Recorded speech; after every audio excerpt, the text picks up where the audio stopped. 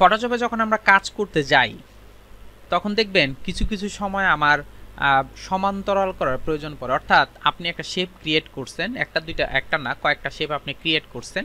আমি এখানে একটা শেপ ক্রিয়েট করলাম, এখানে একটা শেপ ক্রিয়েট করলাম, এভাবে কয়েকটা শেপ আমি ক্রিয়েট করলাম। ক্রিয়েট করার পর আমি কি করতেছি, শেপ নিয়ে কাজ করব। এখন এই যে শেপগুলো নিয়ে যে আমি কাজ করব, এই কাজগুলোর ক্ষেত্রে আমাকে অ্যালাইনের প্রয়োজন হয়।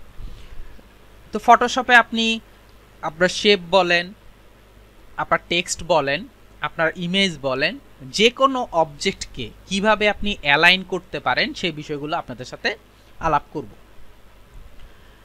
একটু খেয়াল করে দেখেন, আমার সামনে কয়েকটা শেপ আছে। আপনি ইচ্ছা করলে এখানে ইমেজ আনতে পারেন, আপনি ইচ্ছা করলে এখানে টেক্সট আনতে পারেন, আপনি ইচ্ছা করলে যে কোনো অবজেক্ট এখানে রাখতে পারেন, তা সেক্ষেত্রে কোনো প্রবলেম নেই। বাট সিস্টেম সব একই, সিস্টেম সব একই। সিস্টেমটা কি? অর্থাৎ আমি এই যে শেপগুলো আছে, এই শেপগুলোকে আমাকে কি করতে হবে, সমান্তরাল করতে হবে। এই শেপগুলোকে আমাকে কি করতে হবে, সমান্তরাল। এগুলি আমার প্রয়োজনে আমি কাজটা করব। কোনো কিছু সমান্তরাল করার যে ওয়েটা, এই অপশনটাকে বলা হয় অ্যালাইন। অর্থাৎ অ্যালাইনের শব্দের অর্থটা হচ্ছে, বাংলা অর্থ হচ্ছে সমান্তরাল করা বা সমান্তরাল। তো সমান্তরাল কি হইতে পারে? যেহেতু এখানে আমি টেক্সট নিয়ে কাজ করতেছি, ইমেজ নিয়ে কাজ করতেছি, শেপ নিয়ে কাজ করতেছি, এগুলো হচ্ছে আমার সমান্তরাল করতে হবে। তো এগুলো আপনি সমান্তরাল কিভাবে করবেন? নর্মালি অন্যান্য সফটওয়্যার বা আপনার ইলাস্ট্রেটর বলেন, অন্যান্য যে সফটওয়্যারগুলো আছে, এই সফটওয়্যারগুলোর মধ্যে আপনি যখন উইন্ডোজে যাবেন, উইন্ডোজে গেলে এখানে একটা অপশন পাবেন হচ্ছে অ্যালাইন। উইন্ডোজের মধ্যে আমরা যে উইন্ডোজে যাব, অর্থাৎ আমার মেনু থেকে উইন্ডোজে গেলাম, উইন্ডোজে গিয়ে এখানে একটা অপশন পাবেন হচ্ছে আপনার অ্যালাইন। বাট হচ্ছে ফটোশপের মধ্যে এই অ্যালাইন অপশনটা এখানে নেই।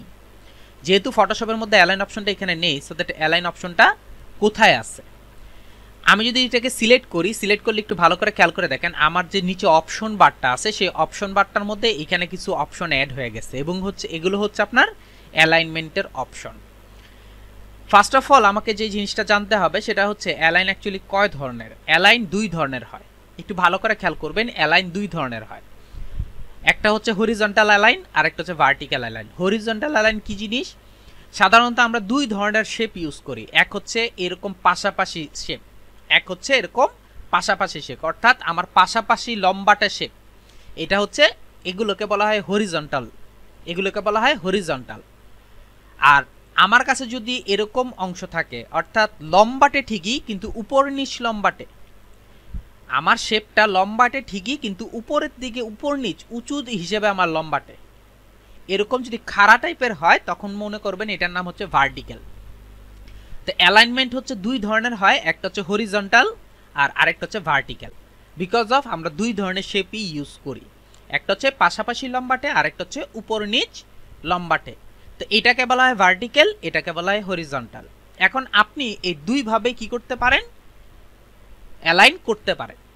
প্রথমত আমি হরিজন্টাল অ্যালাইনটা নিয়ে কথা বলি। আমি চাচ্ছি আমার যে শেপগুলো আছে, একটু ভালো করে খেয়াল করে দেখেন, আমার যে শেপগুলো আছে সেগুলো আমি চাচ্ছি আমার বাম পাশের যে একদম রেখা আছে এই বরাবর সোজা হয়ে যাক। এক্ষেত্রে একটা কথা বলি রাখি, হরিজন্টাল অ্যালাইন আবার তিন প্রকার। হরিজন্টাল অ্যালাইন আবার তিন প্রকার।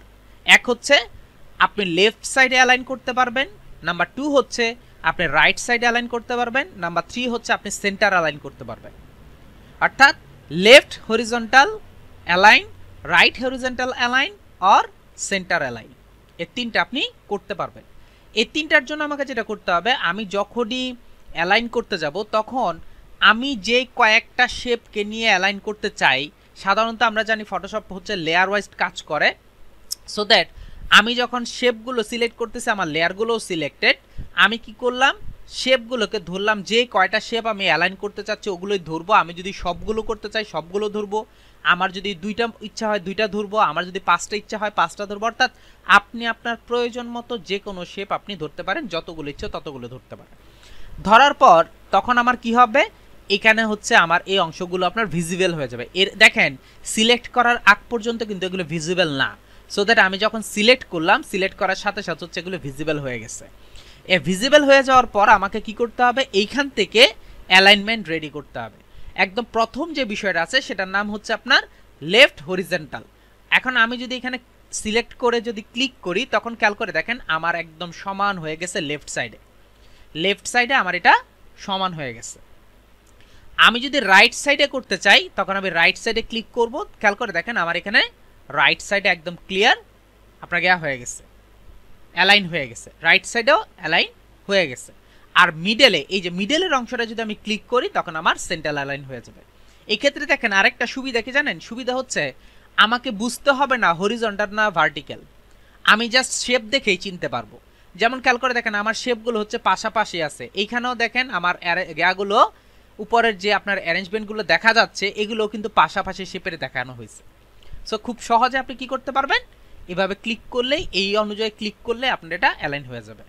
এইখানে আরেকটা অপশন আছে যার নাম হচ্ছে আপনার ডিস্ট্রিবিউশন। ডিস্ট্রিবিউট কি জিনিস, ডিস্ট্রিবিউশন হচ্ছে আপনার যে শেপগুলো আছে, যেমন এটা একটু বেশি ফাঁকা, এটা একটু কম ফাঁকা, এটা আর একটু কম ফাঁকা, আপনি যদি এই ডিস্ট্রিবিউশনে ক্লিক করেন তখন সে কি করবে, প্রত্যেকটা ফাঁকা সমান করে দেবে, অর্থাৎ মিডলের যে গ্যাপটা আছে সেই গ্যাপটা আপনার ফিল আপ করে দিবে। সো আপনি যদি আপনার অ্যালাইনমেন্ট করতে চান, অর্থাৎ আপনি আপনার শেপের যদি অ্যালাইনমেন্ট করতে চান, আপনি ইচ্ছা করলে এখান থেকে ভার্টিক্যালি এবং হরিজন্টালি করতে পারেন, সাথে সাথে আপনি কি করতে পারেন, ডিস্ট্রিবিউশনও করতে পারবেন, সাথে সাথে আপনি ডিস্ট্রিবিউশনও করতে পারবেন। এক্ষেত্রে হয়তো একটা কথা আছে যে আমি প্রত্যেকটা থেকে প্রত্যেকটা দূরত্ব হাফ ইঞ্চি চাচ্ছি, সেটা কি পসিবল না।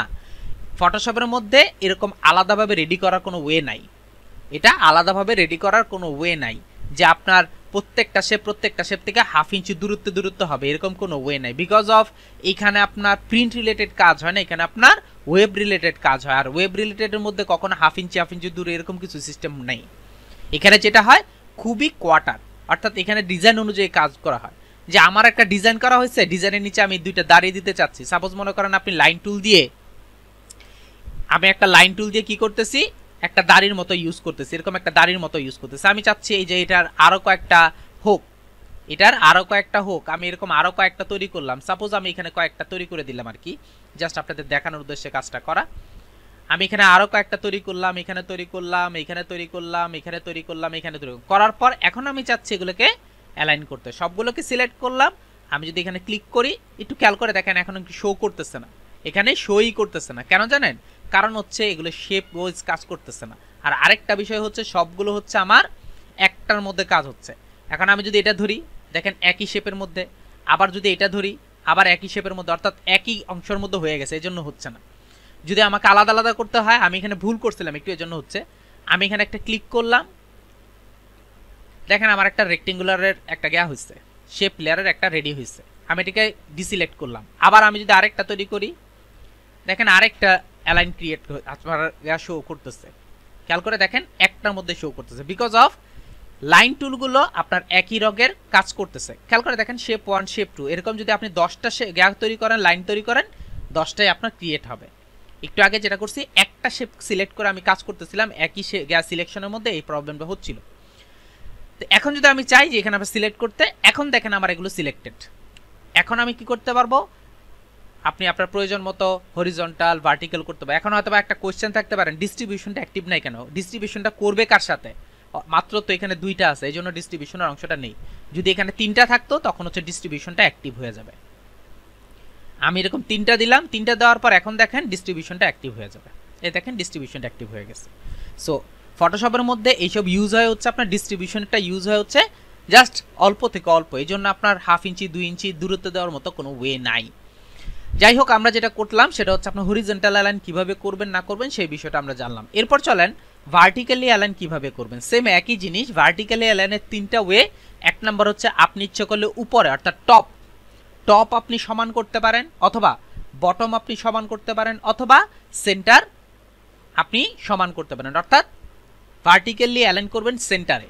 এখন এই যে আমার কাজগুলো আছে, অর্থাৎ এই যে লাইনগুলো আছে, আমি যদি এখানে ক্লিক করি, উপরে যদি ক্লিক করি তাহলে টপ, আর যদি নিচেরটায় ক্লিক করি তাহলে বটম, আর যদি মিডলেরটায় ক্লিক করি তাহলে হচ্ছে আমার মিডলেরটায় হয়ে যাবে। এভাবে আমি চাইলে কি করতে পারবো, আমার প্রয়োজন মতো অ্যালাইনমেন্ট করতে হবে। এখানেও ঠিক একই অবস্থা, ডিস্ট্রিবিউশনের একটা অপশন আছে, ডিস্ট্রিবিউশনের অপশন দিলে আমার মিডলের যে ফাঁকাটা আছে, অর্থাৎ মিডলের যে অংশটা আছে, এটা খুব আবার অ্যাকুরেট হয়ে যাবে। এক্ষেত্রে একটা কথা বলে রাখি, অ্যালাইনমেন্ট কিন্তু খুবই ইম্পর্টেন্ট একটা জিনিস ফটোশপের জন্য, বিকজ অফ এইখানে আপনার ফটোশপের মাধ্যমে কিন্তু ইউআই ডিজাইন তৈরি করা হয়।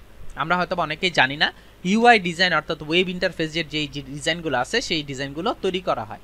তখন এই অ্যালাইনমেন্টটা খুবই প্রয়োজন হয়, বিকজ অফ প্রত্যেকটা জিনিস থেকে প্রত্যেকটা জিনিস একদম অ্যাকুরেট অ্যালাইনমেন্ট প্রয়োজন। তো এখানে যদি আমি অ্যালাইনমেন্টটা ঠিক মতো না করতে পারি তাহলে কিন্তু আমার কি হবে না, আমার কাজগুলো ঠিকঠাক মতো হবে না। তো এভাবে আপনি চাইলে খুব সহজেই ফটোশপের মধ্যে আপনি আপনার প্রয়োজন মতো অ্যালাইনমেন্ট করতে পারেন। তা আশা করি বুঝতে পারছেন। এরপরে যদি কারো কোনো কোয়েশ্চেন থাকেন বলবেন, সলভ করে দেব।